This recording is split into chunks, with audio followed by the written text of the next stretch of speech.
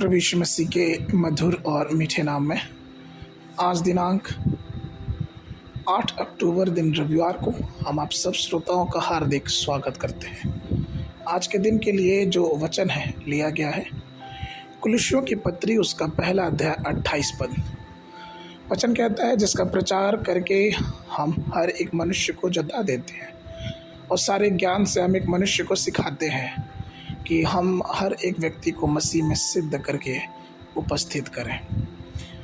प्रियो, इस पद में प्रेरित पौलुस ने अपने बुलावे के उद्देश्य को स्पष्ट किया। यह परमेश्वर की इच्छा है कि प्रत्येक मनुष्य को मसीह यीशु में परिपूर्ण प्रस्तुत किया जाए। आज भी उनके सभी सेवकों को यही आदेश दिया गया है कि हम सब लोगों को जो प्रभु विश्वास करते हैं उन्हें मसीह की सिद्धता तक लेके आए, और यही कलीसिया का लक्ष्य भी होना चाहिए।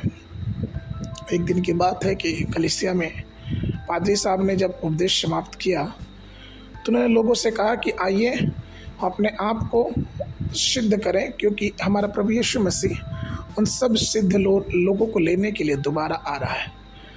जब ये बात मैंने सुना तो मेरे हृदय में ये बात चलने लगी कि क्या हम सही में परमेश्वर में सिद्ध हैं, क्या हम पवित्रता में सिद्ध हैं, क्योंकि यीशु के पास रहने के लिए हमें सिद्ध होना जरूरी है।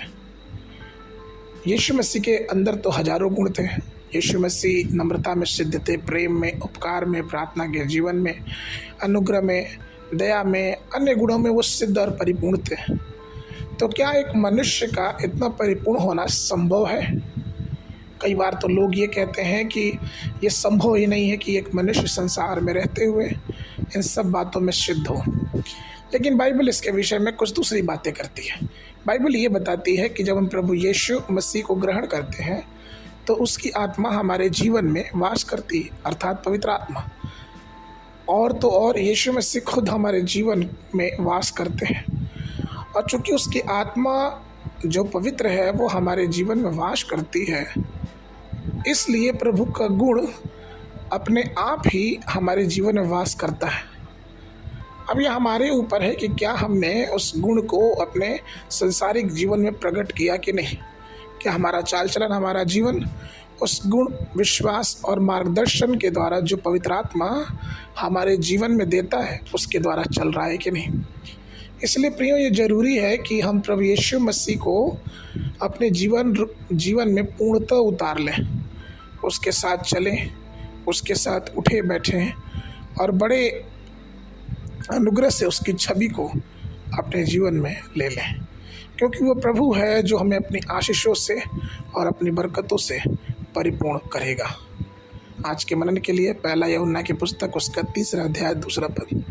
परंतु हम जानते हैं कि जब वो प्रकट होगा तो हम उसके समान हो जाएंगे, क्योंकि वह जैसा है वैसा ही उसे देखेंगे। बाइबल अध्ययन के लिए सुबह के समय यशायाह नबी की पुस्तक उसका 30 और 31 अध्याय, शाम के समय फिलिपियों की पत्री उसका 4 अध्याय। परमेश्वर आप सबको आशीष देवे।